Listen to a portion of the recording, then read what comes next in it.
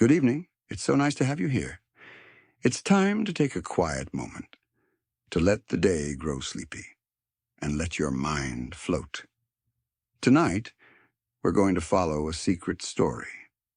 The story of cities, those giant, buzzing homes for people, built of stone and steel and light. And yet, for all their bigness, every single one began with the simple wonder, why here? Why not over there?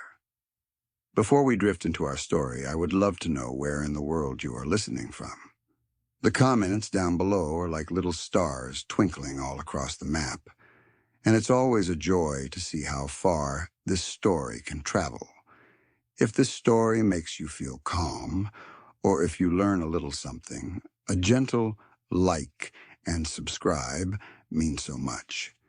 And to everyone who is already a friend here, thank you for being part of this cozy map of listeners. Now, I truly hope this story isn't so magical that it keeps you from your rest. But if it does, at least you might drift into dreams with a few new wonderful thoughts about our world tucked away. So, why do cities rise up where they do when so much of our earth is wide and empty? That is where our journey begins. Cities can look as if they've been here forever, like mountains. But each one is really made from countless choices and little bits of luck, all woven together like a blanket. They appear where a river curves, or where the seashore keeps you safe. They grow where trails cross, or maybe just where people sat around a fire one night and simply stayed. The land itself, the geography, is the heart of it all. It quietly shapes our lives, often without us even noticing. Try to think of a city not just as houses and streets, but as a living thing, breathing with the land it rests on. Cairo breathes with the Nile River. London dreams on the tides of its river, the Thames. Mexico City rests high up in a giant bowl made of mountains, while Singapore glitters at the very edge of the sea. None of these are accidents. Behind every row of tall buildings, there is a reason. The land pulls us in, and we build the things we need. This story is as old as people. For thousands and thousands of years, families wandered over the land.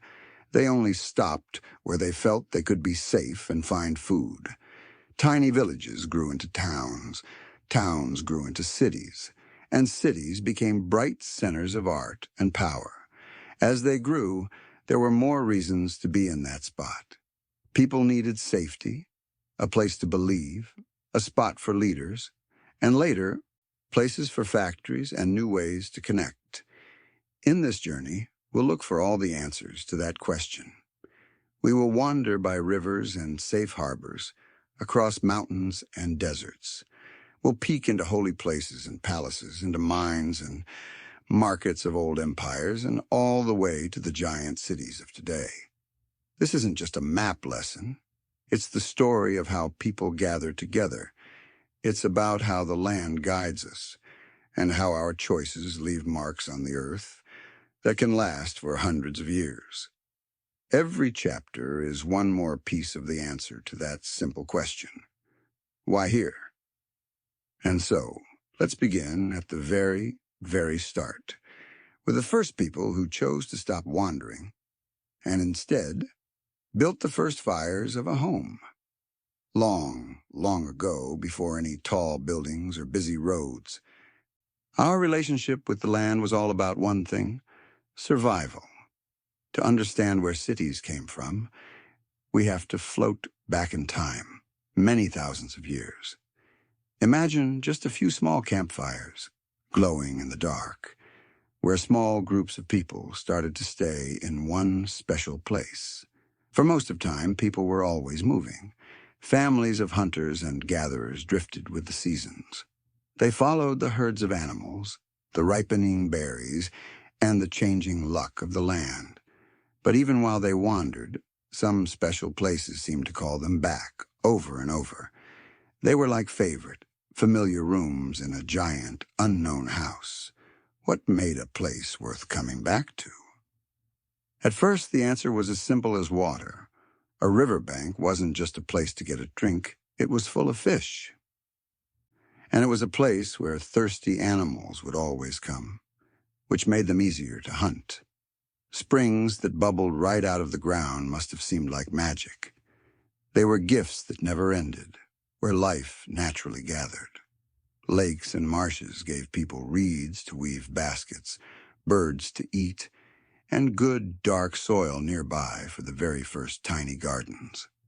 Without water, a camp was just a short visit. With water, the ground could become a home. Food was the second big reason.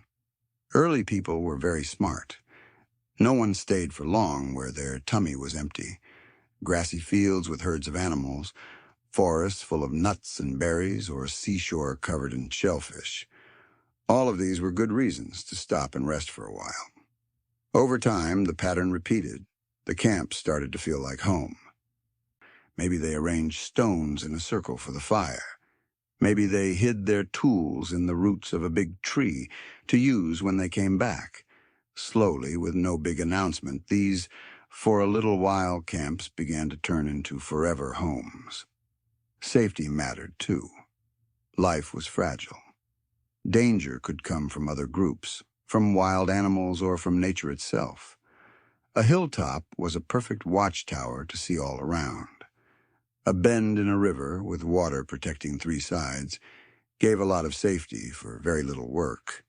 Caves or big, rocky cliffs meant less building was needed for a shelter.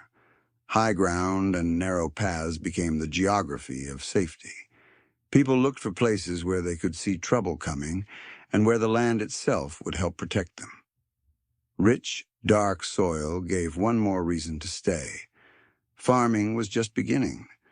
But a great change, sometimes called the Neolithic Revolution, started about 12,000 years ago. People in faraway lands began to plant seeds on purpose. Once they learned that seeds scattered near their camp could be gathered as food the next year, the idea of staying put was too good to pass up. Suddenly, the earth itself was like a pantry, one you could count on. It was better than chasing animals. Rich river valleys, made new each year by floods, became magnets for people. The first real villages grew in places where the soil, the water, and the weather all worked together to help crops grow. We can still find tiny clues of these first homes. Places like Jericho in the Jordan Valley show us some of the very first lasting houses from almost 10,000 years ago. They were made of mud bricks, all packed together with a strong wall all the way around. This was not a campsite anymore. It was a community. People were building homes to last. In another ancient town in Turkey, houses were packed so tightly that people used ladders to get in and out through the roof. These weren't just places to sleep. They were the start of an organized life, with shared traditions, stored food, and even art. Still, staying in one place was never a sure thing. The weather could change and turn a green field to dust. A river could change its path. The animals might leave. Even in these first villages, the question, why here, was always being tested by a wild, unpredictable world. When things got bad, people had to move on. Sometimes they left villages that had been happy for many, many lifetimes. The story of home is about being strong and able to change, just as much as it is about staying still. But even with all the dangers, the good things about staying were greater than the risks. Staying in one place meant you could store extra food for the winter. It meant families could grow bigger, because they didn't have to carry tiny babies across rough lands. It let people get better at making tools, pottery, and in time, even writing. You only need to write things down when you have a safe home to keep the records in. Staying put changed everything about being human. These first campfires were also social fires. When people lived so close together, they had to learn to help each other. If you share a wall, you have to share trust.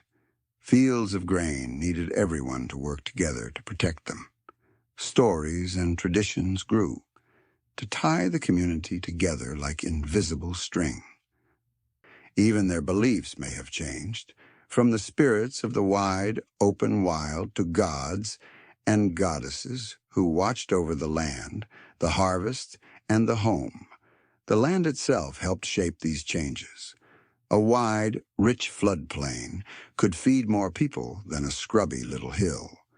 A place with lots of good flintstone shaped the tools people used every day. Having salt nearby to keep food from spoiling could decide if a village did well or failed. Every little detail of the land nudged people, guiding where they gathered and where they did not. It's amazing to think how small these first towns were. A few dozen homes might have seemed huge back then. But from these tiny beginnings, the pattern for all cities was set. Living close together sparked new ideas, but it also caused arguments. People had to learn to solve problems. Rules and habits grew, looked after first by elders and later by leaders. The village was the tiny seed of the giant city that would one day grow. The warmth of that campfire wasn't just for keeping warm. It was a symbol of belonging, of family, of being connected to a place.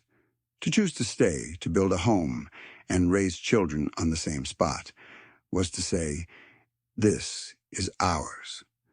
The land became part of who they were. People began to say, this is where we are from. Looking back, you can almost see those first fires, glowing in the dark, fragile sparks of home in a vast, wandering world. Each one was a risk, but together they changed human life forever. The age of wandering wasn't over, but the age of staying had begun. And with it, the slow, quiet story of the city. If one thing in nature decided where people would live, more than anything else, it would be the river. Flowing water was always more than just a drink. It was a lifeline. It was a highway. It was a boundary. And it brought both great gifts and great dangers. When you look at the first great ancient cities, you see a pattern. Almost all of them are right on the banks of a river, living with the rhythm of its floods and the promise of its rich soil. Think of the Nile River in Egypt, a ribbon of green cutting through the dry, empty desert. Without that river, the land is just sand. But with it, ancient farmers learned that every year the river would rise and spill a gift of rich, black mud over the fields. This gift made the soil new again, so it never wore out. Cities like Thebes and Memphis didn't just appear by chance. They were anchored to this dependable, magical cycle of life. It's not just poetry to say Egypt is the gift of the Nile. It's the simple truth. The same story happened along the Tigris and Euphrates rivers in a land called Mesopotamia. Unlike the gentle Nile, these rivers were wild and unpredictable. Sometimes they gave food, and sometimes they destroyed everything. But together, they made patches of green, fertile land in a harsh, dry world. Early people learned to dig canals to guide the water, turning the danger into a blessing. Cities like Uruk and Babylon grew from this careful dance between human cleverness and the temper of the rivers. Farther east, the Indus River gave birth to one of the world's first great civilizations. Cities like Harappa and Mohenjo-Daro, built thousands of years ago, grew strong on its fertile plains. We found that they planned their cities carefully, with drains and sewers that were better than many towns thousands of years later. Again, it was the river that made this possible. It gave water for crops, a road for boats, and water for daily life. The river also connected people across great distances, letting them trade and share ideas. The Yellow River in China tells another version of the story. It was called both the cradle of Chinese civilization and China's sorrow. It offered rich, dusty soil that was perfect for farming, but it also carried the constant danger of terrible floods. Whole towns could be washed away. And yet people kept building homes along its banks. The gifts were worth the risk. Cities grew near the Yellow River because the land could feed so many people, and so many people, in turn, could build a powerful kingdom. What ties all these places together is the river's secret power. Water let crops grow, which meant extra food. Extra food meant not everyone had to be a farmer. Some people could become builders, artists, priests, or rulers. This led to trade, to leaders, and to the busy, layered life we call a city. A home on a river was never just a home. It was the beginning of a whole society. Rivers were also the first highways. A canoe or a simple raft could carry heavy things much more easily than dragging them over land. Cities on rivers became busy hubs, gathering points for trade from up the river and down the river. Goods, ideas, and even languages floated on the currents, weaving people together. To live by a river was to be connected to a wider world. It's easy to imagine how those first people felt. Standing on the bank of a wide, flowing river, they must have felt a mix of wonder and excitement. The water sparkled with life, the banks were green, and the river itself seemed to promise new lands if you just followed it. It was as if the land itself was whispering, "Here, you can build something that lasts." Of course, rivers weren't always easy friends. They flooded, they changed their paths, leaving towns stranded. They could carry sickness, but people always came back because the good things were so much greater than the dangers. This pattern continued long after the first ancient cities. Paris grew on the Seine. London grew on the Thames. Countless towns all over the world followed the same secret rule. Water gave food, safety, and connection. And think of the feel of a river. Flowing water feels like life itself. It's always changing, but it's always there. For those first families, watching the river rise and fall was a promise that the seasons were turning, that life would continue. To live by a river was to be part of a grand, steady rhythm. In the quiet of the night, people in those first river towns must have listened to the gentle sound of the water.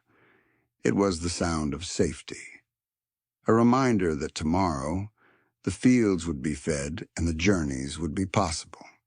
No wonder so many of the world's first cities trusted the river to hold them safe. When we look back, it's clear the rivers weren't just a nice feature. They were the stage where human civilization first stepped into the light. To understand why cities are where they are, you must always listen for the river, flowing through time, just as it flows through the land. If you stand right at the edge of the ocean, you can almost feel why so many big cities grew up where the land touches the sea. The shore isn't just an ending, it's like an invitation. Out on the water, the faraway line of the sky promises food, adventure, and pathways to distant worlds. The shore itself is a place to pull boats up on the sand, to build markets, and to gather people together. From the warm Mediterranean to the faraway South China Sea, coastal cities have always buzzed with this special energy. Athens is a perfect example. The city itself is a little way inland on a rocky piece of land, but its true lifeline was its port, Piraeus. Tucked into a natural, safe bay, the port protected the ships of Athens and opened a door to the wide sea. Without that port, Athens might have just been another small town.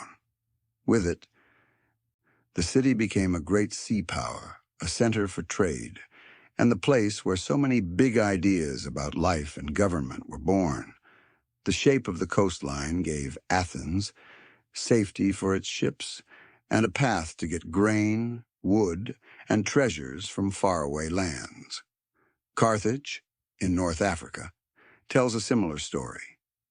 It was started by traders on the coast and had one of the most amazing harbors in the ancient world. It had two connected pools of water, one round and one long, that could shelter hundreds of ships. This perfect spot allowed Carthage to rule the sea, trading all across the Mediterranean. The city became famous for its wealth, all built on sea roads and coastal trade. It's no surprise that Rome, another city with good harbors, saw Carthage as its greatest enemy. The wars between them weren't just about armies. They were about who would control the sea. And then there is Venice, the magical city built in a shallow lagoon. At first, it seems like a terrible place to build. Muddy, shallow water and floods all the time. And yet, those same problems became its greatest strengths. The lagoon protected the city from armies on horses, and enemy ships that didn't know the secret channels would get stuck in the mud. The sea gave Venice a path to trade with the East. Venetian traders sailed to faraway lands and brought back spices, silks, and stories. The city rose up on millions of wooden poles driven deep into the mud. Its canals became its streets. What looked like a bad spot was actually one of the safest and richest places in all of Europe. This story continues today with cities like Singapore. It sits at the very southern tip of a long piece of land, right next to a narrow strip of water called the Strait of Malacca. This is one of the busiest shipping paths on Earth, a shortcut between two great oceans. For hundreds of years, traders knew this was a special spot. When a port was built there, Singapore bloomed into a world center for trade. Today, its luck is still tied to its coastline. It doesn't have many resources, but its perfect position makes it one of the most important hubs in the world. Fishing also played a part. Many coastal towns started as simple villages where the sea gave a steady supply of food. Over time, these villages grew as trading boats began to stop there. A safe place to anchor a boat, combined with a steady supply of food, was the perfect recipe for a town. A safe harbor was the most precious gift of all. A good harbor meant shelter from storms, a place where ships could be fixed and stocked with supplies. Natural shapes, like deep bays or the mouths of rivers, became magnets for sailors. Think of Sydney, Australia, with its beautiful, huge natural harbor, or San Francisco, with its deep bay that protected ships long before the Golden Gate Bridge was ever built. Coastal cities were rarely lonely. The sea made them look outward, open to new people and new ideas. A port was never just a local market. It was a meeting place for the world. Languages, beliefs, and new technologies all flowed through these busy harbors. The spices of India, the pottery of China, all of it arrived in cities where ships docked and sailors from faraway lands shared their stories. Of course, life on the shore had its dangers. Storms could sink ships, giant waves could wipe out towns, and pirates hunted on the seas. But the opportunities were almost always greater than the dangers. Where there was a safe harbor, there was money to be made. And where there was money, cities grew.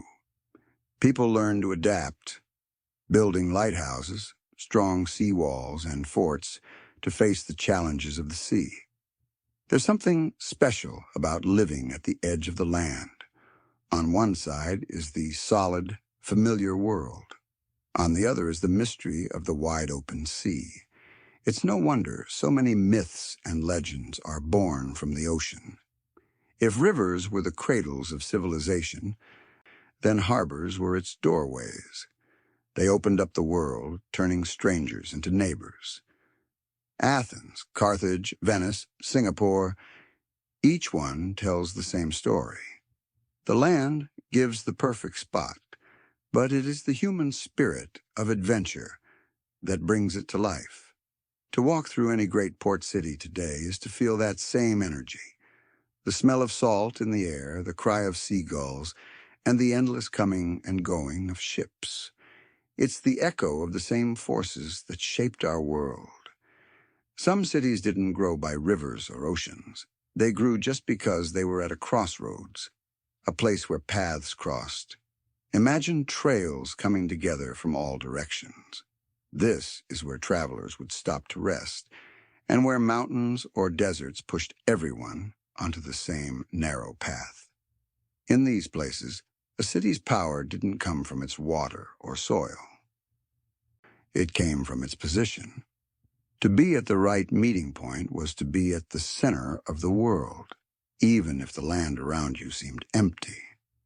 The Silk Road is the most famous example.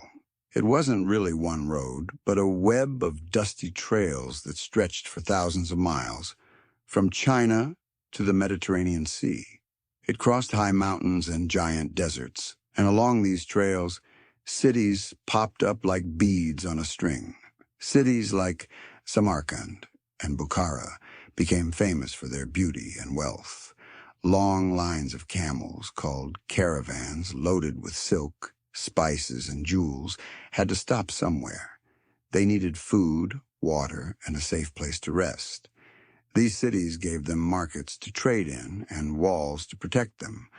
A trader might arrive with cloth and leave with gold, but the real treasure was the mixing of ideas. New ideas about stars, numbers, and life traveled along these roads too. Desert oases were just as important. Think about the huge Sahara Desert. It would be impossible to cross without places to find water. But scattered across the sand were magical green spots, where underground springs fed palm trees and cool pools. Cities like Timbuktu grew around these lifelines. Caravans carrying salt from the desert mines and gold from the southern forests all met there. These lonely watering holes turned into busy centers of trade and learning. Timbuktu became famous not just for its markets, but for its libraries and smart scholars. It was like a bright light of knowledge in the middle of the empty desert. Mountain passes also shaped where people met. The giant Himalayan mountains seemed like a wall, but there were a few secret paths and valleys that let people travel between India and the high lands of Central Asia. Cities grew at these gateways. Traders had no choice but to pass through these narrow openings. And where everyone has to slow down and squeeze through, opportunity appears. Inns, markets, and forts were built to help and protect the travelers. Soon, a whole town would take root. You can see the same pattern in Europe. Cities like Geneva in Switzerland grew right where trade routes from France, Italy, and Germany all came together. Their money and success came from the constant flow of people passing through. Crossroad cities often became melting pots. Their streets were filled with people speaking many different languages, bringing new foods, new clothes, and new stories. This mix of cultures left a beautiful mark. The amazing buildings in Samarkand, the wonderful art in Venice, and the famous markets of Aleppo all grew from the special blend that happens when the world meets at a crossroads. But being at a crossroads could also be dangerous. The same paths that traders used were also used by armies. Controlling a key mountain pass or a desert oasis could decide who won a war. The city of Constantinople, which is now Istanbul, is a perfect example. It sits on a narrow strip of water that separates Europe and Asia. It controlled the land routes and the sea routes. Whoever held that city could control trade and armies on 2 whole continents. No wonder it was fought over so many times. Even with the danger, people still flocked to crossroads. The pull was too strong. For traders, it was a chance to become rich, For rulers, it was a chance to collect taxes and control the flow of money. Even today, cities like Istanbul, Dubai, and Panama City are powerful because of their special positions connecting oceans and continents. There's also a special feeling in these places. Humans are drawn to busy places, to the hum of energy that comes when many paths cross. Crossroads cities felt alive in a way that lonely towns never could. That energy itself pulled in more people, artists, builders, and thinkers, who knew that where people gather, good things happen. Sometimes you can see how important crossroads are by noticing when they aren't there. A town far away from any main path often stayed small, even if it had good soil and nice weather. Being alone limited new ideas. It was the constant flow of people and goods that made crossroads the perfect place for civilizations to grow. Picture a tired caravan of camels walking slowly across a great, dusty desert loaded with silk. Up ahead, they see the blue domes of Samarkand shining on the horizon. The travelers smile. They know that inside those walls, they will find food, water, safety, and a chance to trade. Now imagine that happening for hundreds of years with countless caravans and countless cities. You can see why being at the junction of the world mattered so much. In the end, crossroads are all about connection. They are the points on the map where the lines meet and where the paths of travelers become the streets of a city. There's just something about high ground that makes you feel safe. From the very beginning, people knew that being up high meant you could see farther and be safer. A village on a hill could see enemies coming from far away long before they got to the gate. A fort built on a cliff was much harder to attack than one on a flat field. It was like the land itself was whispering, "If you want to be safe, climb." Athens is the most famous example. The Acropolis, that big, flat-topped rock that rises right out of the city, was a fortress long before it was a place for beautiful temples. In times of war, it was the safest place to be. From the top, the people of Athens could see everything, the fields, the mountains, and the sparkling sea. Being up high was smart for safety, but it was also a symbol. It showed everyone, visitors and citizens, that this was a strong and important city. In Scotland, Edinburgh Castle is built on another amazing spot. It's an old, dead volcano that rises straight up. It has steep cliffs on three sides, making it almost impossible to attack. For hundreds of years, whoever controlled that castle controlled the whole area. The land did most of the work of protecting it. Even today, the castle's dark shape stands out against the sky, reminding everyone why the city grew at its feet. Islands could also be like hills. Venice wasn't built on a high rock, but it was built in a shallow, muddy lagoon. The shallow water was like a giant moat. Armies on horses couldn't get to it, and enemy ships would get stuck in the mud if they didn't know the secret channels. The city was safe because it was hard to reach. In a dangerous world, that was just as good as being on a mountain. Sometimes, building on a hill was about feelings as much as fighting. A town built high up made its people feel proud. In medieval Germany, castles were built on high, rocky crags looking down on rivers. This wasn't just to protect the town below. It was to show power. Traders sailing on the river would look up and see the castle, a silent message of who was in charge. But there were smart, practical reasons too. It's easier to defend a high place. Gravity becomes your friend. Arrows fly farther when shot downhill. Big rocks rolled down on attackers could do terrible damage. Trying to climb a wall while people are dropping things on you is a nightmare. High places also help people survive a siege when an enemy army surrounds a town. People could dig wells deep into the rock to get water, or build tanks to collect rain. Food stored in a high fortress was safe from quick raids. Even if the enemy captured all the fields below, a town on a hill could hold out for weeks or months, waiting for help. Of course, living on a hill wasn't always easy. The climb up was tiring, especially if you had to carry water, wood, or food from the market. The best farmland was usually down in the flat valley, so many towns had two parts: the farms and markets down below, and the strong walls and important buildings up on the high ground. In times of peace, life would spill down into the valley. When danger came, everyone would run up the hill to safety. This idea of building on high, safe places is found all over the world. In Central America, the Maya built cities on high ridges. In India, giant forts sit on top of rocky hills, their walls looking like they grew right out of the cliffs. In Japan, castles were built on huge stone bases that lifted them up high. The reason was always the same.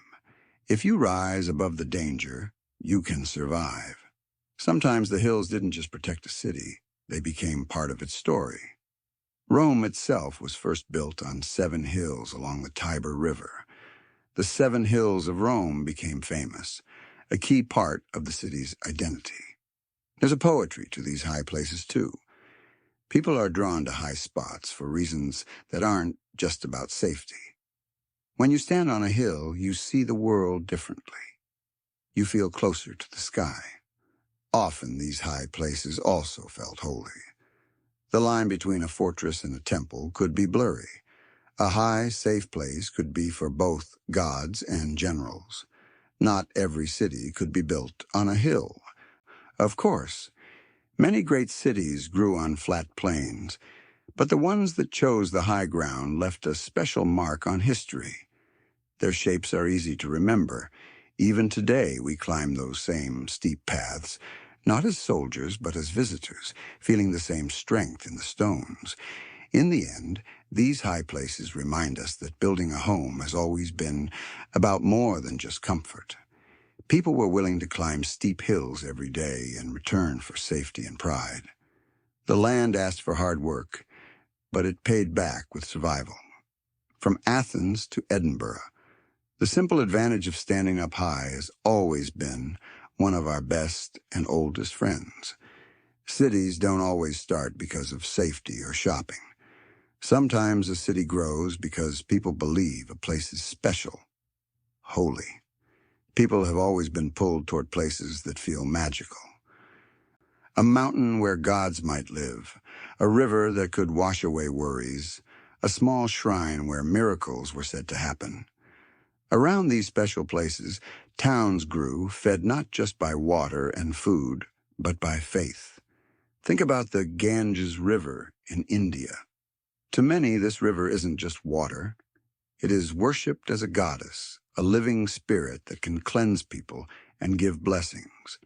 For hundreds of years, people have traveled on long journeys, called pilgrimages, to cities like Varanasi. There, bathing in the river is a way to feel new and clean.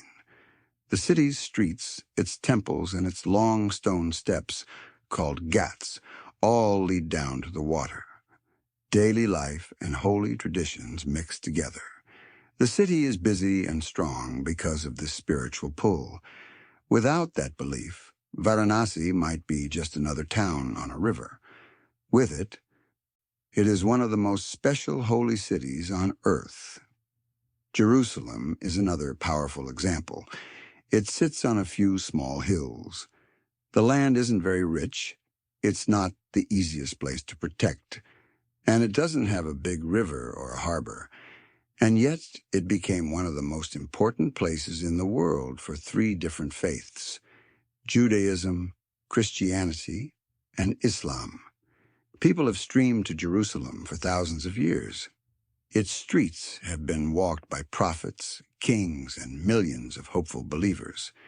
The city is important not because of what the land gives, but because of the meaning people have given to the land.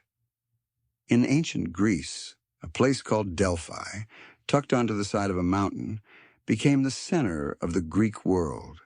It wasn't a good spot for farming or trade. But it was the home of the famous Oracle of Apollo, a wise voice that people believed could tell the future. People traveled from all over the sea to ask the oracle questions. They brought gifts and money, and Delphi became rich and important. The town grew because people believed it was the very center of the world. Belief turned a faraway mountain into a powerful city. Mecca, in the dry lands of the Arabian Peninsula, is another amazing story. It's not an easy place to live, but it holds the Kaaba, the most sacred shrine in Islam. For centuries, it has been a place of pilgrimage. Every year, millions of Muslims make the journey, called the Hajj, to Mecca. It is one of the largest gatherings of people in the world. The city thrives, not because of its fields, it has none, but because of its special place in people's hearts. The paths that people took to get to these holy places also created towns. Think of the Camino de Santiago in Spain. For 1,000 years, pilgrims have walked hundreds of miles to reach the shrine of St. James. All along that long path, inns, markets, and towns grew up to help the tired travelers.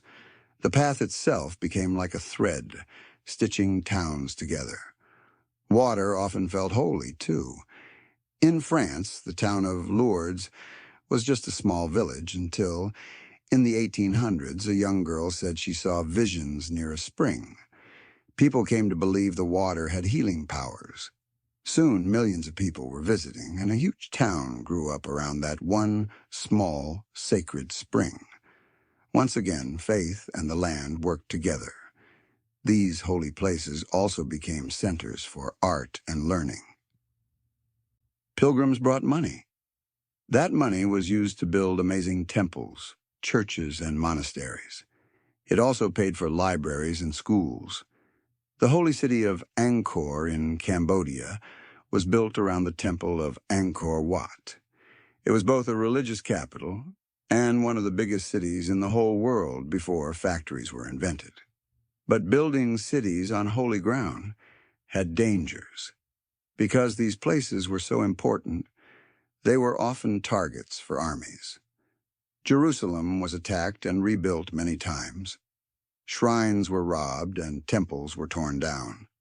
But people always came back. They rebuilt again and again, believing that the sacredness of the place was stronger than any army. Holy cities also had a special rhythm. Festivals and holy days would bring giant crowds.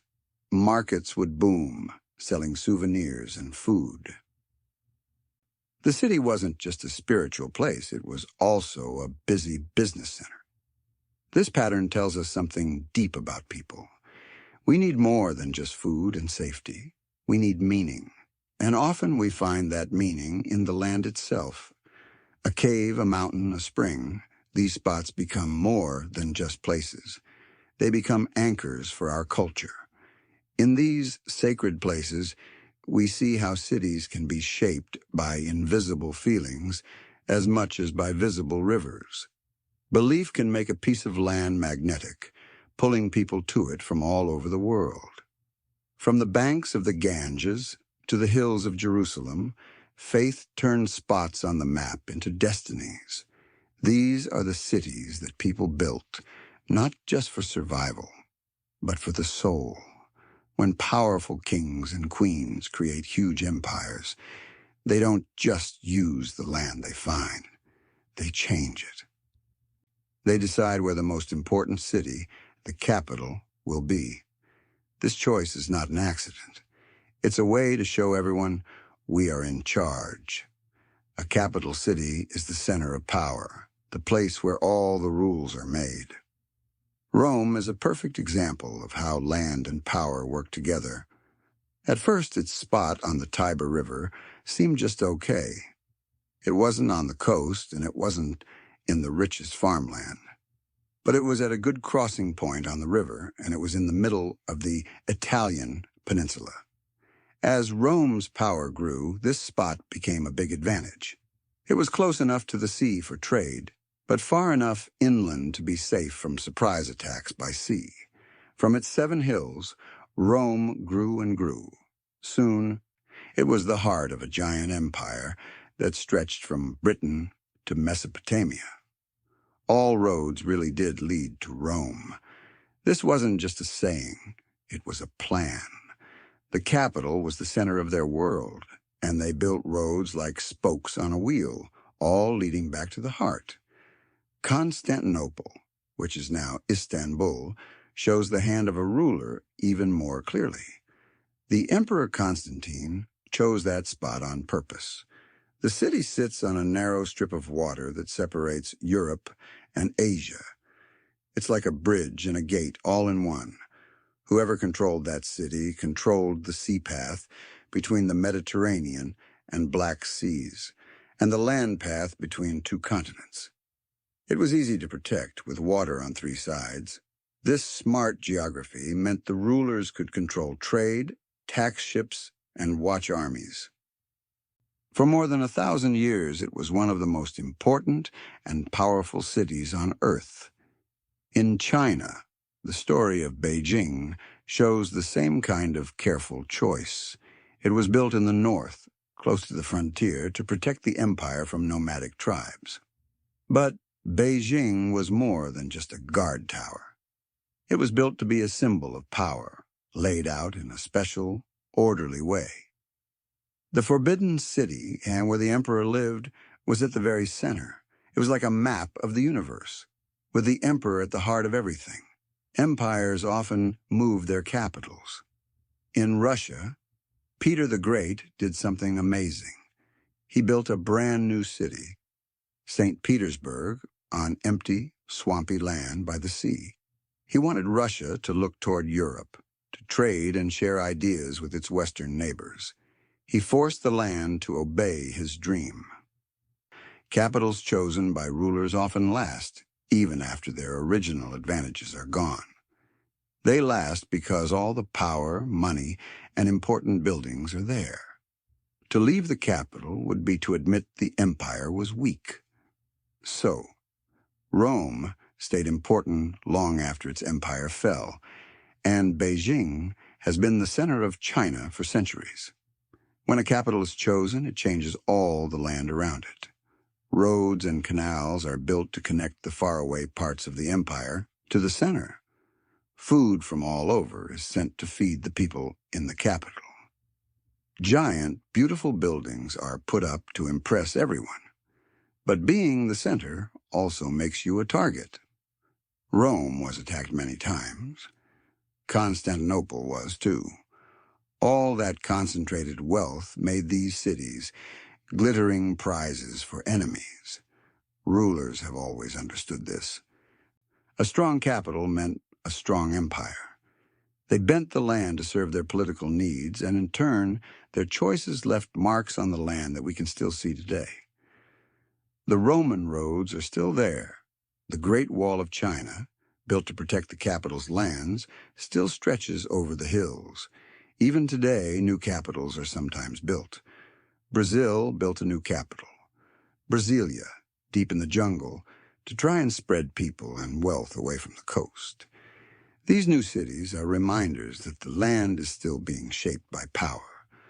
When we ask why cities are where they are, we can't just look at rivers and hills. Sometimes, a city is there simply because a ruler pointed to a map and said, "It will be here." And when they did, the whole world changed around that spot. The geography of power is written in stone and steel, in capitals that last long after the rulers themselves are just names in a history book. Some cities seem to pop up like magic, almost overnight. They don't grow near rivers or safe hills.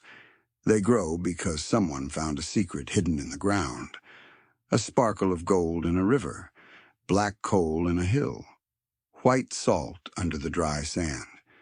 When people find treasures like these, they rush to that spot. The promise of getting rich can turn an empty wilderness into a busy town in just a few months.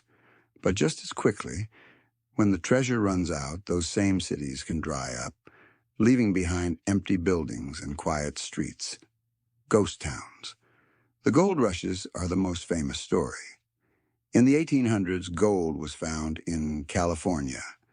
Suddenly, a sleepy little town called San Francisco exploded. People came from all over the world, dreaming of striking it rich. Ships were left empty in the harbor as sailors ran for the hills with picks and shovels. The land filled up with noisy mining camps, muddy streets, and rough buildings. Most of those people never found much gold, but so many people came that a real, lasting city was born. The gold was the spark. The same thing happened in South Africa. The city of Johannesburg grew because of a giant discovery of gold. In just 10 years, it went from an empty field to the biggest city in the country. It all started as a mining camp, but it grew into a huge city, all built by the gold dug from deep in the earth. Salt, which seems so simple today, was once more precious than gold. Long ago, salt was the only way to keep meat from spoiling. Whole towns grew up around salt. Cities in the middle of the Sahara Desert, like Timbuktu, became rich from trading giant slabs of salt that were carried across the desert on camels. In Europe, the city of Salzburg literally means salt fortress. Its beautiful buildings were paid for by the salt mined from the nearby mountains. Later, in the age of factories, coal was the new treasure. It was the black gold that powered the steam engines. In Great Britain, towns like Manchester and Newcastle grew huge. People moved from the countryside to work in the dark mines and noisy mills. The land was reshaped by this hunt for coal. But these resource towns often had a shaky life. Their luck was tied to one single thing. When the gold ran out, or the coal seam was empty, the jobs disappeared. People left as fast as they had come. Some of these towns found ways to survive. They changed. San Francisco stopped being about gold and became about banking and shipping. Pittsburgh, which was once full of smoky steel mills, became a center for technology and medicine. The treasure may be fickle, but it often lays the groundwork for a city that lasts. These mining towns had a special feeling. They were often rough, busy, and filled with people from all over the world. People arrived with different languages and different dreams. You could become rich overnight, or you could lose everything. This boom and bust energy left a mark on the cities, even after the gold or coal was gone. Even today we see this pattern. Oil-rich cities in the Middle East build glittering glass skyscrapers, all paid for by the oil beneath the sand. But they face the same question. What happens when the wells run dry?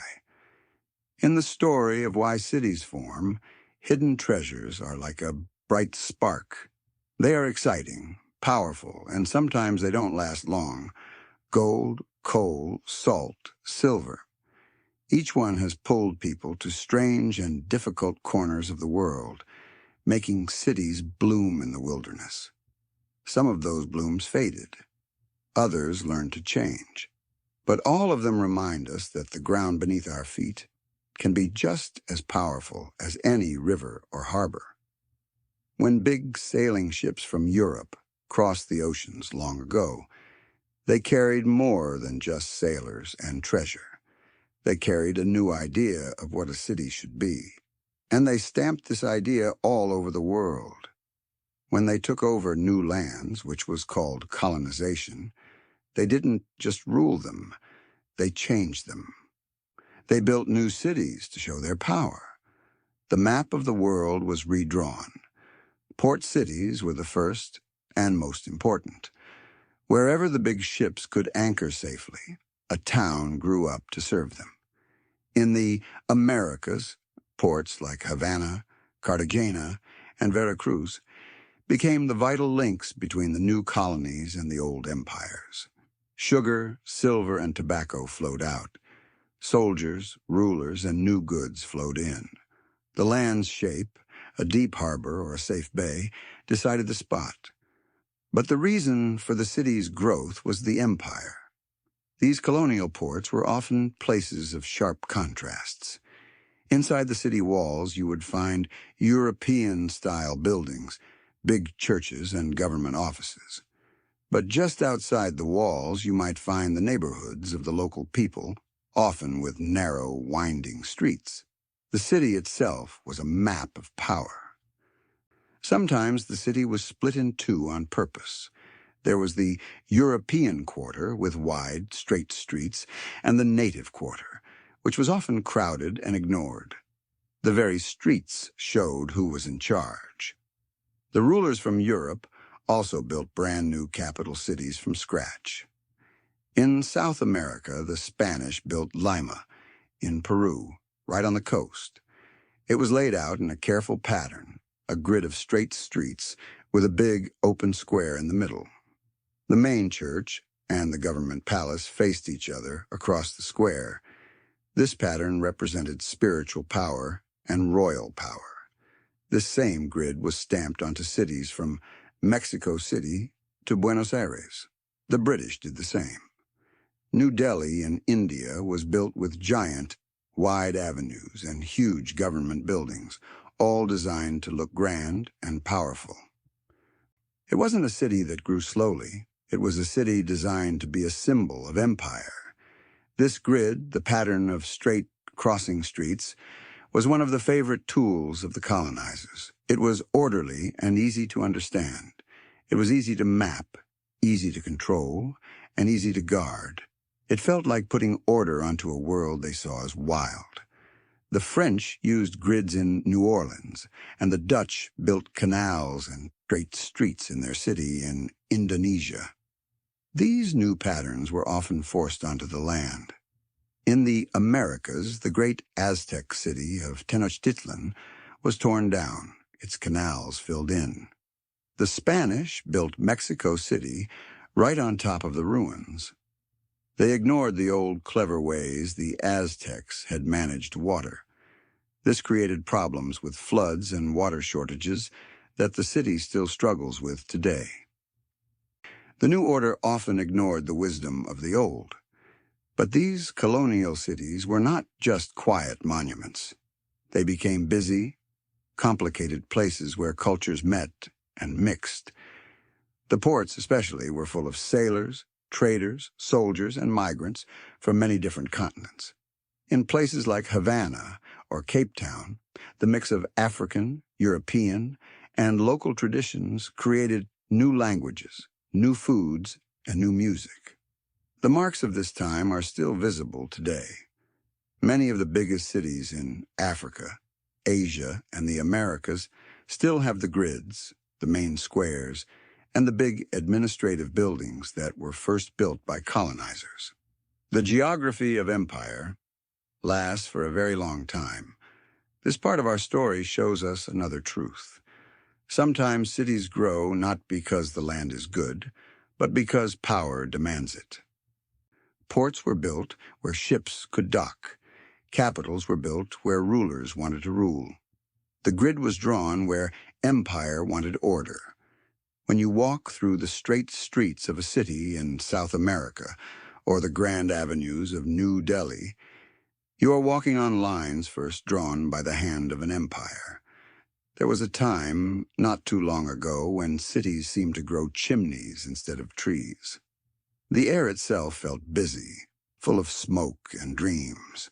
Cities had grown before, but never this fast or this big. A new force was pulling people in. It wasn't a river. It was the rumble of factories. It was the gravity of industry. It started in Great Britain. Under the green hills there were huge layers of coal. Coal was the fuel that powered the new steam engines, the iron factories, and the giant machines that wove cloth. Quiet market towns exploded into giant industrial cities.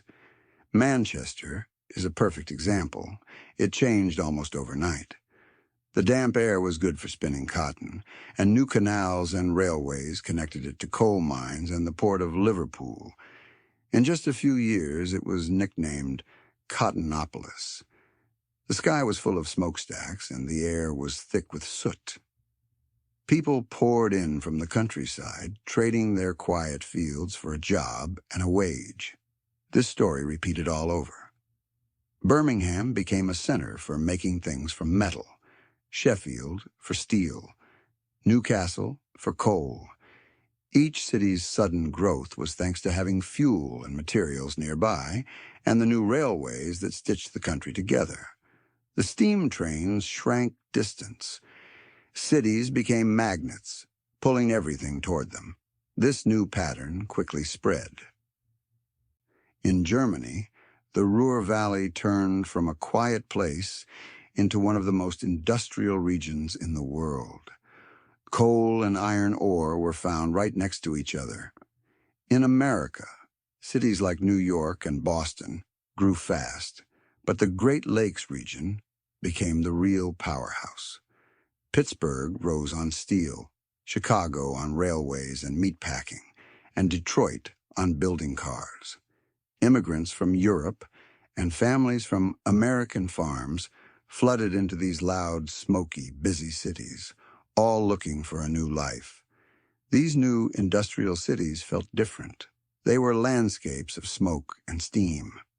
The noise never stopped. The streets were crowded with workers rushing to their shifts, carts full of coal, and children playing in alleys between the tall brick factories. At night, the sky glowed from the furnaces. It was amazing and scary at the same time. This new gravity was rough. It pulled families away from the land they had always known and forced them to live by the factory clock instead of the seasons. People lived in small houses built in tight rows near the mills, often in crowded and unhealthy conditions.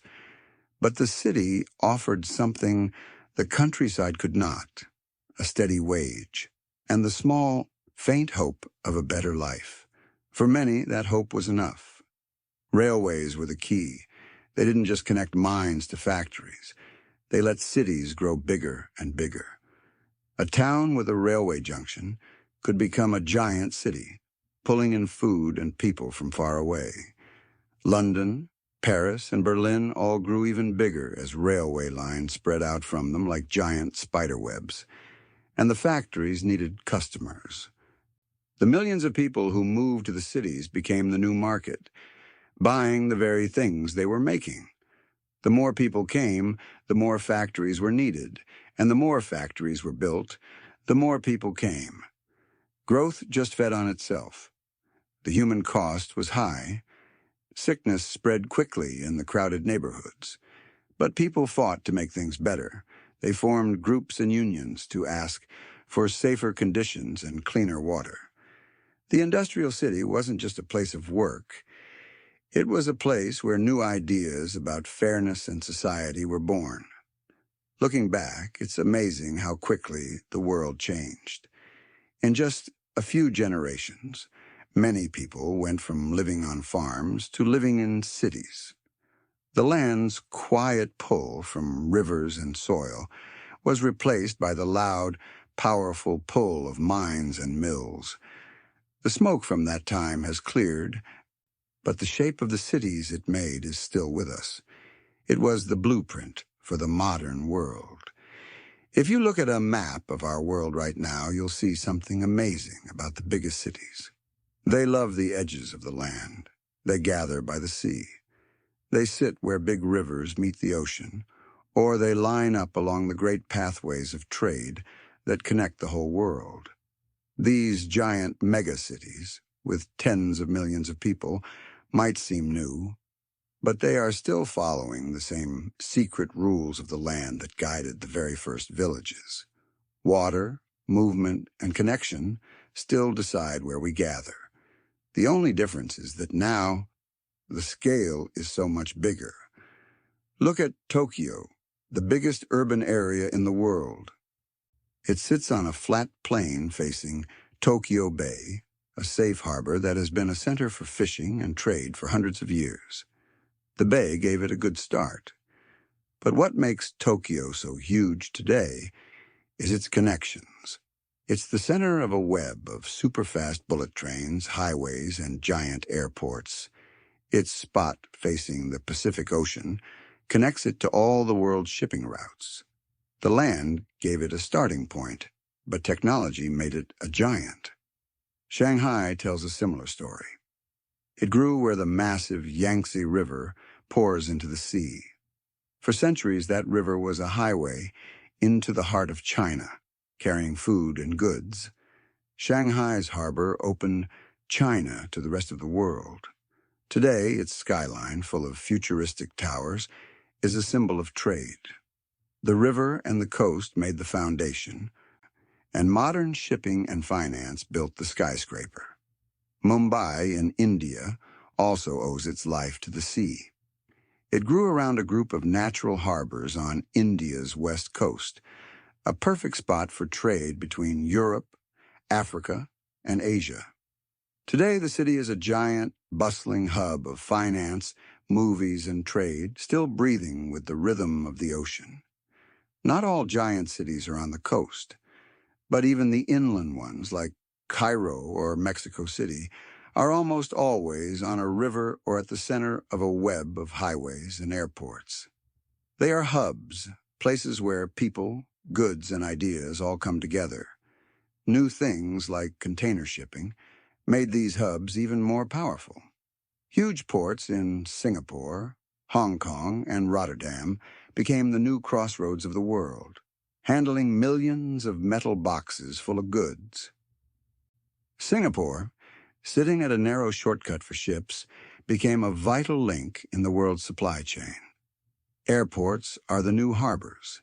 Cities with giant international airports like Dubai or Atlanta pull in business and people from all over the planet. Dubai, a city in the desert, used its perfect spot between Europe, Asia, and Africa to become a global hub. It's a city built not on soil, but on connections. Highways and railways do the same thing. São Paulo in Brazil grew along the roads connecting the coast to the farms inland. Lagos in Nigeria sprawls along the highways that connect West Africa. These giant cities have a power of their own. Once a city gets big enough, it starts to pull people in just because it's big. People move there because that's where everything is. The best schools, the biggest hospitals, the most jobs, and the most exciting culture. The land explains where they started, but their sheer size explains why they keep growing. But this size also brings huge challenges. Coastal cities face rising seas. River cities face floods, and all of them are choked by traffic.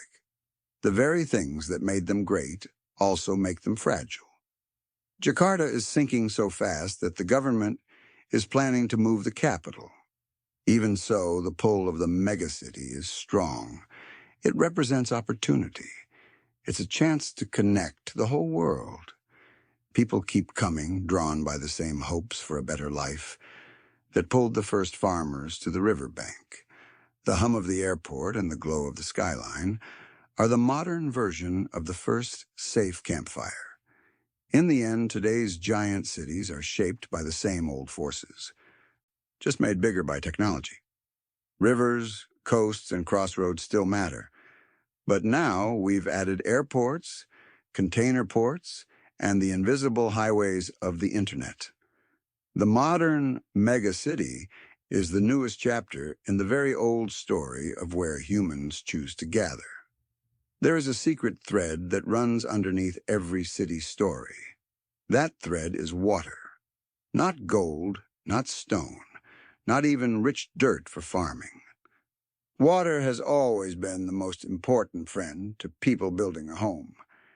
If you forget about the harbors, the crossroads, and the high walls, you are left with one simple, important question.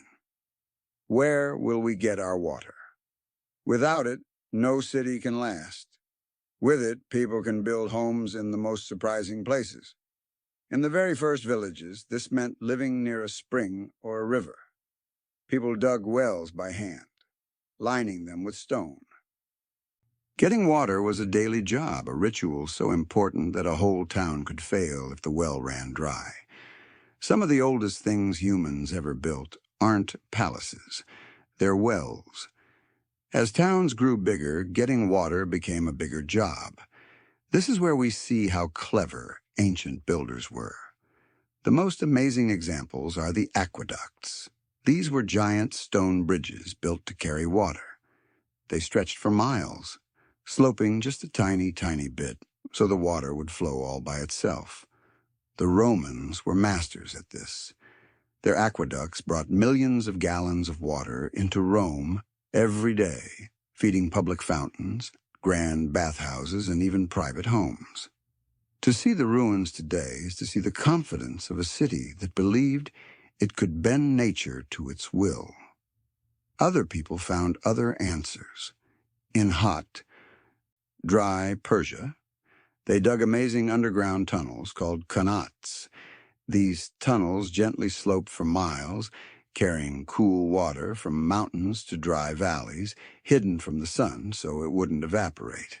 In the Andes Mountains, the Inca carved stone steps or terraces into the hills to trap rain and guide it to their crops. In India, people built step wells, which are like inverted pyramids. They have beautiful, ornate staircases going deep into the earth to reach the water as it rose and fell with the seasons. In Sri Lanka, kings built giant lakes, called tanks, to catch the monsoon rains.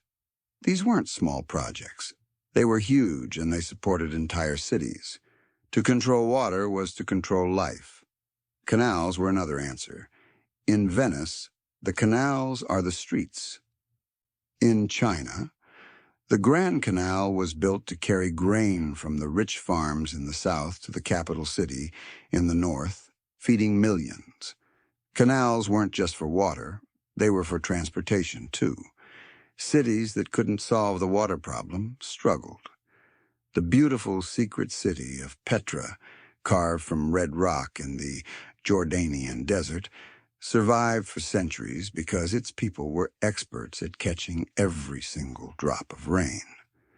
But when trade routes changed and their water systems were not kept up, the city faded away.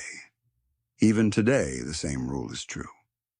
Los Angeles grew in a dry place only because giant aqueducts were built to pull water from hundreds of miles away. Las Vegas shines in the desert, but it depends completely on water from the Colorado River.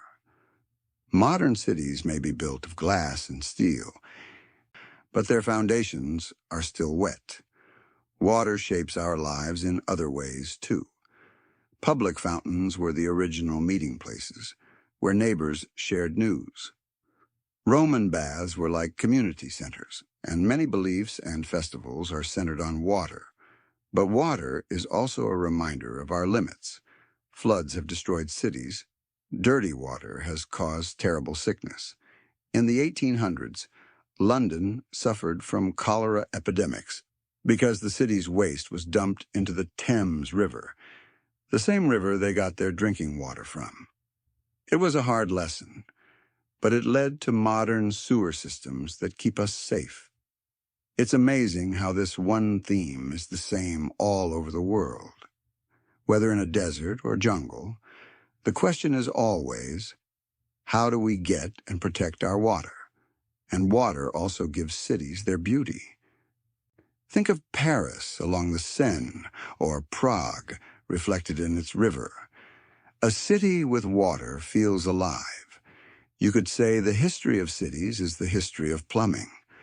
From the first clay pipes to today's giant dams, we have always been finding new ways to make water flow where we want it, and yet the lesson is simple. Cities only survive as long as their water does.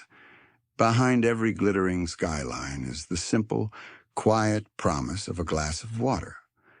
That, more than anything, is what allows a city to last. Some of the most mysterious cities aren't in the middle of big empires or next to wide rivers. They grow where people have drawn invisible lines on the map.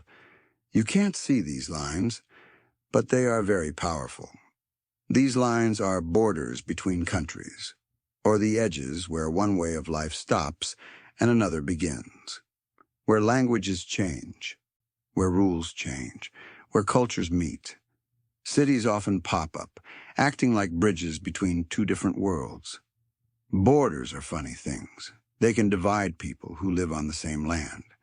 But for a city, a border can be a big opportunity. Think of Geneva in Switzerland. It's tucked right at the edge of the country, very close to France and Italy. This spot made it a natural meeting place for people from all three cultures. It became a center for trade, for serious talks, and for new ideas. The invisible lines all around it didn't act like walls. They acted like magnets. Other times, cities grow at borders because they are hard to cross. A city at a checkpoint like a bridge or a mountain pass can grow by helping all the travelers who are forced to stop. People paid taxes, called tolls, had their wagons inspected, and stored their goods in the warehouses. The city of Gibraltar, at the narrow mouth of the Mediterranean Sea, grew strong because it controlled that tiny, important passage. Cultural borders are just as real. Istanbul is the most famous example. It sits on the line between Europe and Asia. It was important for trade and armies, but it was also a hinge between two worlds. Christian and Islamic traditions, European and Asian ideas, all mixed together there. The city was special because it wasn't just one or the other. It was a beautiful blend of both. Border cities often become laboratories for new things. Food, music, and art get borrowed back and forth. In North America, Tijuana, on the Mexico-U.S. border, grew into a big, busy city precisely because of that line. Trade, tourism, and people all flow through it, creating a unique way of life that isn't quite Mexican and isn't quite American, but something new. Sometimes a river or a mountain range will be the border. Cities that grow there often become guards as well as traders. Strasbourg, a city on the Rhine River, has been French and then German and then French again. Its culture is a rich mix, shaped by centuries of being on the edge. Religious lines also create cities. In medieval Spain, the city of Toledo was known as a place where Christian, Muslim, and Jewish scholars all lived and worked together, translating books and sharing ideas. It was at the frontier of these different worlds, and that edge made it one of the smartest cities in the world. Even language can be an invisible boundary. Montreal in Canada sits right on the line between French-speaking and English-speaking Canada. The city's special character comes from living with both. There is a secret to these places. Borders are drawn to divide people. But in the very act of dividing, they also create a place where people must meet. A city on a border is where that meeting happens. These cities are rarely calm, but they are often full of life, buzzing with the energy of exchange. They remind us that cities aren't just shaped by the physical land, but also by the lines we draw in our own minds, lines of culture, language, and law. And where those invisible lines are drawn, a city can rise. Cities can feel like they will last forever. Their stone walls look so strong, their big monuments seem timeless. But history teaches us that cities can be delicate. Sometimes a whole city moves. Sometimes a city disappears, covered by jungle vines or buried by desert sand. And sometimes people build a brand new city somewhere else on purpose. The land story isn't just about where cities are born. It's also about why they sometimes fade away, or even wander. Petra is one of the most magical and haunting examples. It was a city carved right into pink-red cliffs in the desert of Jordan. It was rich and powerful for centuries because it was on the caravan routes, a stopping place for traders. Its people were masters at catching and saving water. But then, Traders started using ships instead of camels. The trade routes moved. Petra's reason for being there faded, and the city slowly emptied. It was abandoned and hidden from the world for hundreds of years, a secret city of ghosts, until explorers found it again. Its beautiful ruins remind us that even the most wonderful cities can fade if their connection to the world is broken. Angkor in Cambodia tells a different story. For a long time, it was one of the biggest cities in the world, a huge area of amazing temples, canals, and giant pools of water. The famous Angkor Wat Temple is just one small part of it. The city's power came from its mastery of water, which let it grow huge amounts of rice. But the water system may have become too big to handle. A long drought, along with attacks from enemies, weakened the city. The kings moved away, and the jungle slowly crept back, covering the stones and vines. Sometimes cities move because of a choice. In the 1950s, the government of Brazil decided to move its capital. The old capital, Rio de Janeiro, was on the coast. They wanted to build a brand new city, Brasilia, deep in the middle of the country to help that empty region grow. They designed and built a whole futuristic city in just a few years. Here, the land didn't choose the city. The city was forced onto the land by a powerful idea. Other countries have done this too. Nigeria built a new capital called Abuja in the center of the country to be a neutral place for all its different groups of people. These choices show how rulers can try to move cities like pieces on a game board. War and disasters can also make cities move. An earthquake or a giant flood can destroy a town so completely that people decide to rebuild on safer ground nearby. After a terrible earthquake in Lisbon in 1755, the city was completely rebuilt, but with new, wide streets and stronger buildings. The disaster changed the shape of the city forever. Why do some cities last, while others fade? Part of the answer is being able to change. Cities that can find new reasons to exist, shifting from trade to factories or from factories to technology, are the ones that survive. London, Paris, and Beijing have all changed and reinvented themselves many times, and sometimes cities last because they mean so much to people. Jerusalem was attacked and destroyed many times, but it never disappeared. Its holy meaning was stronger than any army. Rome survived after its empire collapsed, becoming a spiritual capital instead of a political one. There is something sad, but also beautiful, about cities that move or vanish. Their empty ruins remind us that nothing lasts forever. But the act of rebuilding or starting fresh also shows how strong people are. When you walk through the silent stone streets of Angkor or Petra, it's easy to think only about what was lost. But you can also see the persistence of the human spirit. The story of cities is not just about where they rise. It's about how they change, fade, and are born again.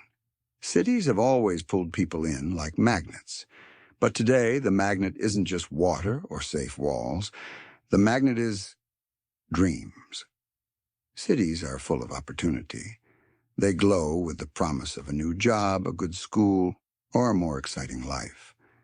The countryside might be peaceful, but the city offers the chance to change, to become someone new. This gravity of opportunity is a powerful force. A job is the most common reason. Long ago, factories pulled families from farms into smoky towns. Today, the factories may be different. They might be shiny offices for technology or banks or movie studios.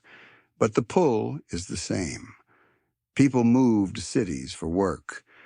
A city has so many jobs that even if you lose one, you might find another.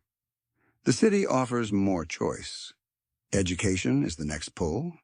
Cities are where you find the big universities and special schools. Students move in from all over the world to learn, and after they finish school, many of them stay, pulled into the city's life by the jobs and friendships they found.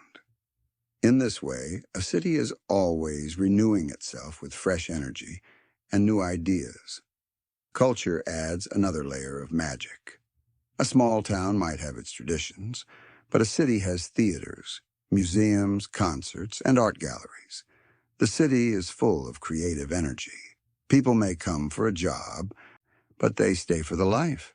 The busy cafes, the music, the feeling that something new is always happening. Cities also promise something simple: anonymity. In a small town, everyone knows your business. In a big city, you can be anonymous. You have the freedom to be yourself, to try new things, to change who you are. This freedom can feel like a wonderful gift. Of course, this pull has a hard side. The same city that offers opportunity also has competition and high prices. Housing can be expensive. Life can be stressful. And yet people keep coming.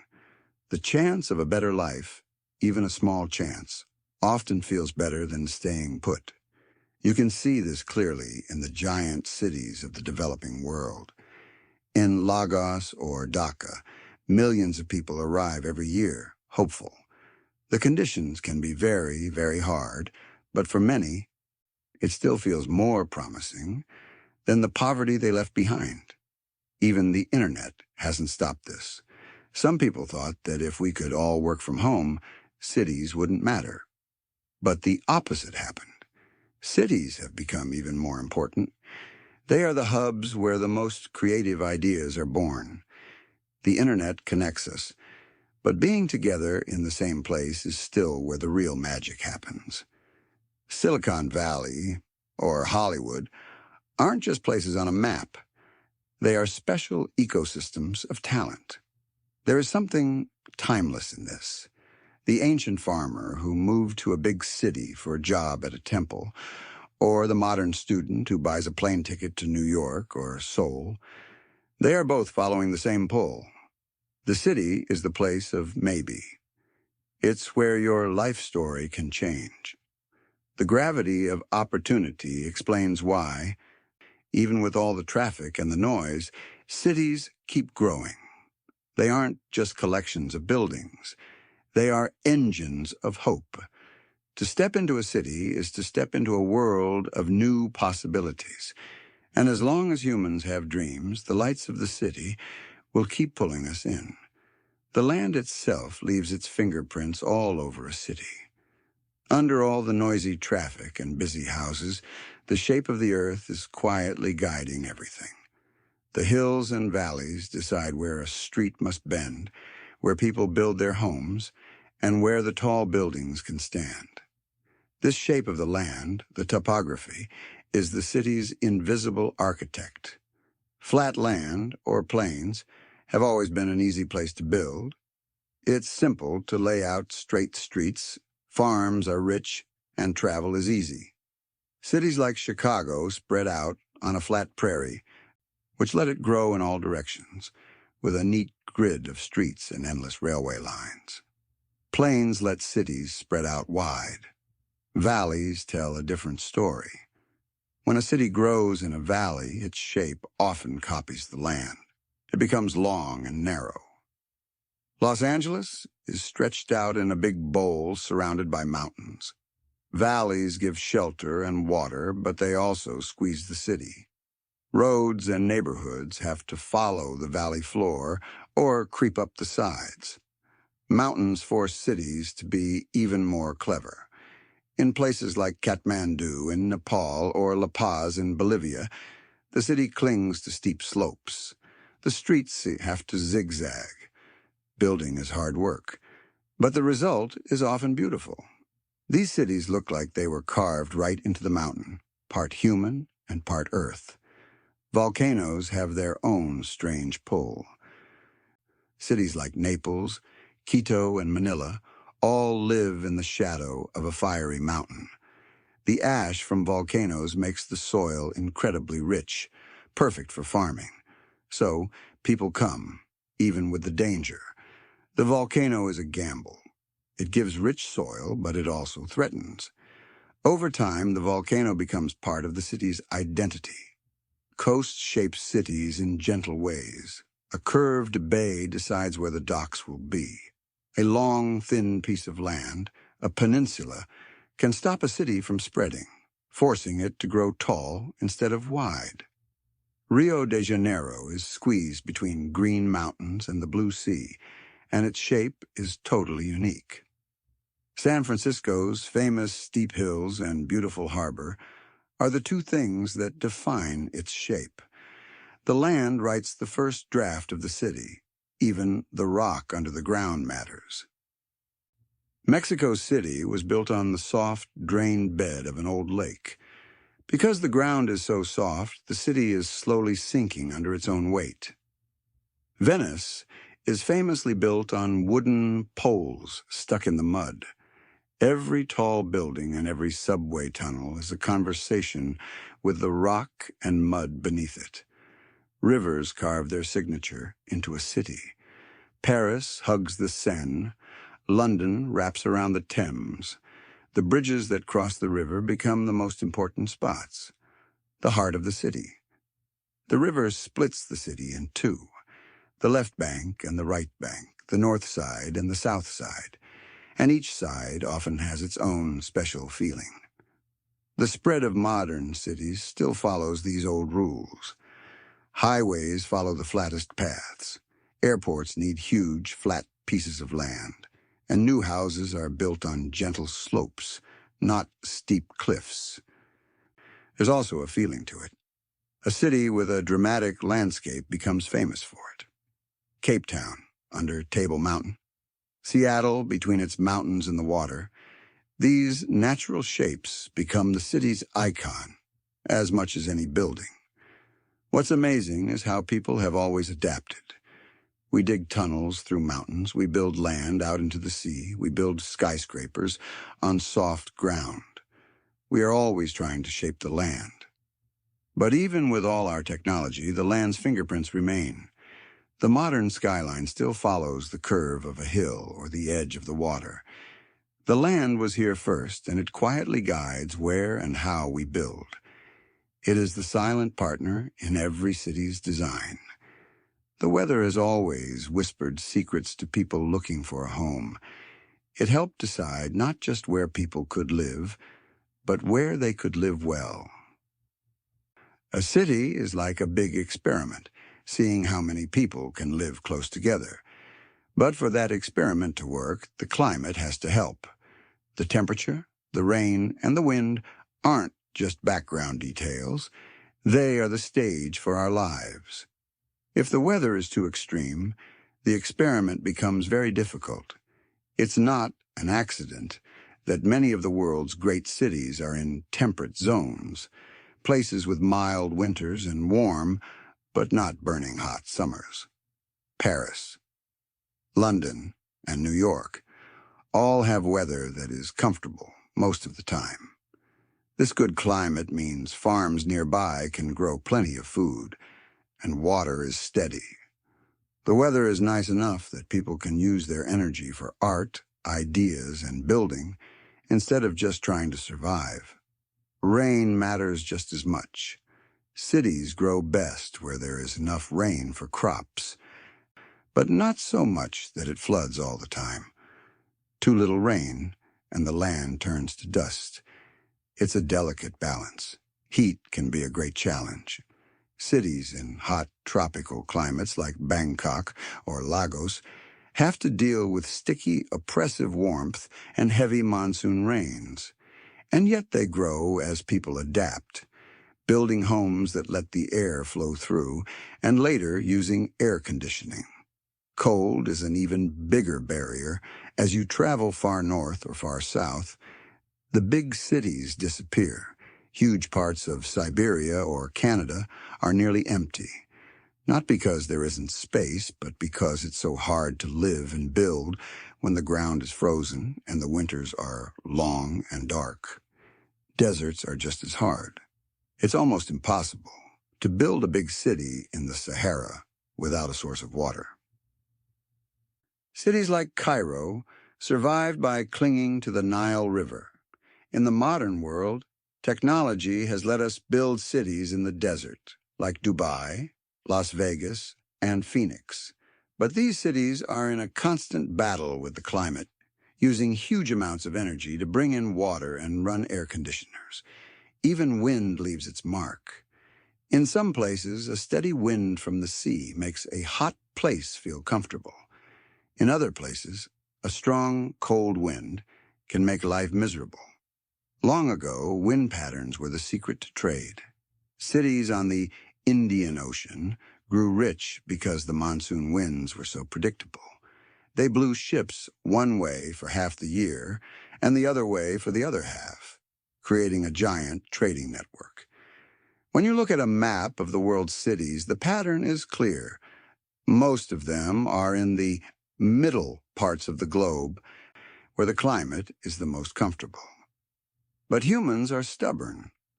If there is a good reason, like finding diamonds or gold, people will build cities in the harshest places on Earth. Yakutsk in Siberia is called the coldest city in the world. Winter temperatures drop to 40 degrees and the ground is frozen solid.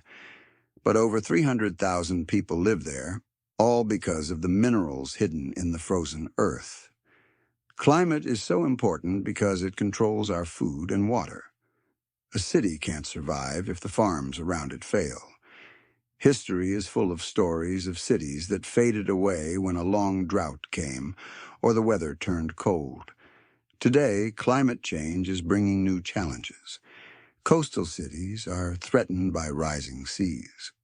Other cities are facing heat waves that are hotter and longer than ever before.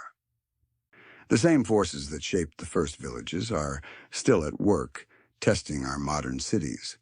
There's also a feeling to climate. People are drawn to nice weather. Cities like Barcelona, Sydney, or Cape Town are loved for their sunshine and sea breezes. This comfort is part of their pull. The climate is the quiet partner of every city. It rarely gets noticed, but every street and every building depends on the fact that the air is breathable, the water is drinkable, and the seasons are steady enough to grow food. Where that balance breaks, cities must either fight back or fade away. Long ago, a city's future was tied to its dirt, its river, or its harbor. The land itself seemed to decide where a city would be. But today, the rules are different. Trains, highways, and now the internet have loosened the land's grip. The world is now a giant web of connections. The idea of where has changed. A good location isn't just a bend in a river. It's a spot that is connected to the rest of the world by fiber optic cables, airplane routes, or giant highways. The railway was the first big change. Suddenly, a city didn't need a river to trade. Steel rails stitched the land together, making distance shrink. A small, lonely town could become a big city if a railway junction was built there. Chicago is the best example. It was already in a good spot on the Great Lakes. But when the railways all came together there, it became the transportation heart of America. The iron web of the railroad redrew the map. Highways in the 20th century changed the map again. With cars and trucks, cities could spread out in all directions. Los Angeles is the perfect example, a giant city held together by freeways. Its shape isn't defined by a river, but by the flow of traffic. The idea of close and far changed. Air travel pushed this even further. Airports became the new gateways to the world. Cities like Atlanta or Dubai became powerful hubs. Atlanta isn't on the coast, but it has the world's busiest airport, making it a crossroads for people and business. Dubai turned itself from a small town into a global center by becoming a bridge between continents. Where became less about land and more about reach. Then came the digital revolution, the internet. In some ways, it seems to make location disappear. You can work with someone in London from your home in Bangalore. But something funny happened. The internet didn't erase geography.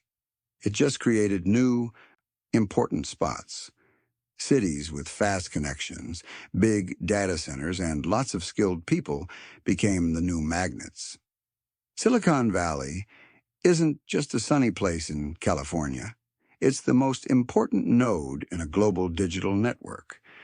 To be a successful city today, you don't need to be on a mountain pass. You need to be on a fiber optic backbone. But the old geography hasn't vanished. These new networks are often layered right on top of the old ones. Fiber optic cables are often buried along railway lines. Airports are built near cities that were already important harbors. The new connections often make the old important places even more important. This new networked world also creates gaps. Cities that are well connected get richer and pull in more talent. Places that are off the grid, with no fast internet or good airport, risk being left behind. The gravity of opportunity is now tied to servers and runways. What does this mean for our story of where? It means the map of cities is now layered. You have to read the land, but you also have to read the networks.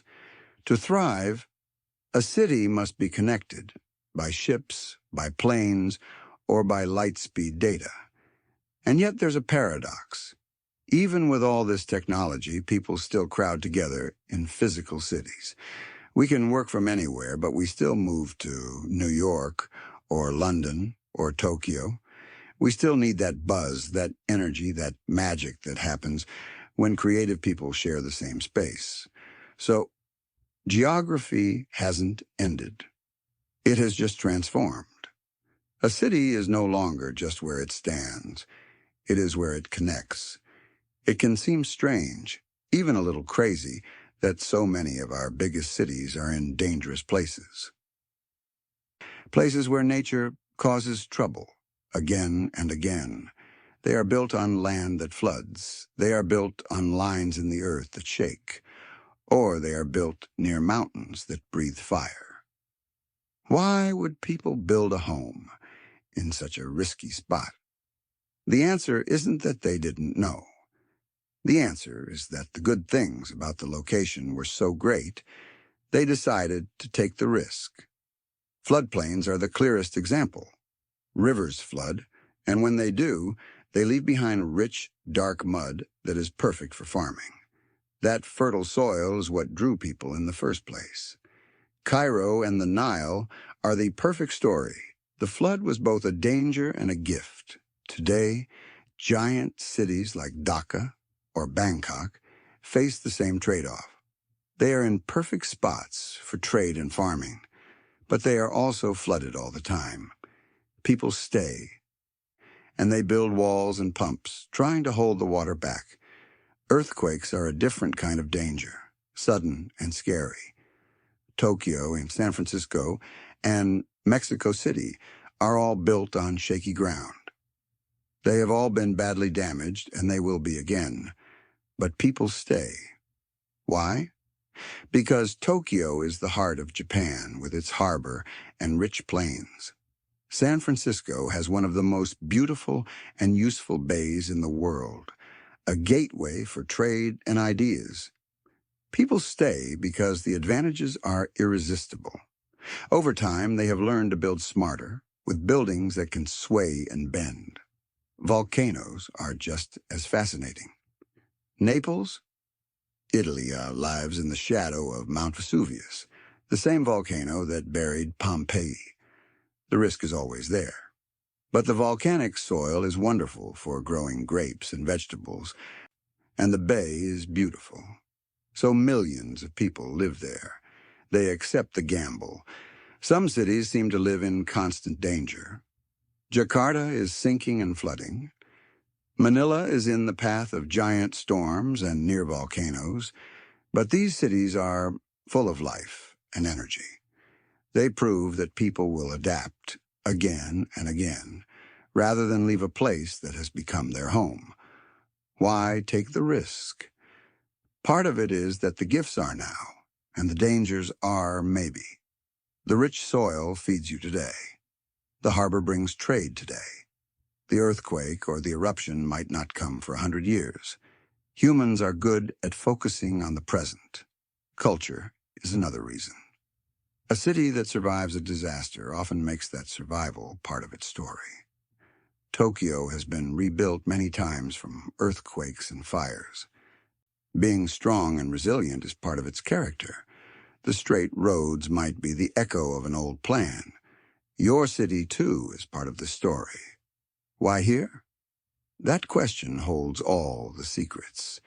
It holds the power of the land and the endless imagination of the people who came together, looked at the land, and decided to build a home. As you drift into rest, imagine all those lights twinkling across the globe. Each one is a spark of life. Each one is a story. Each one is a quiet answer to that timeless question.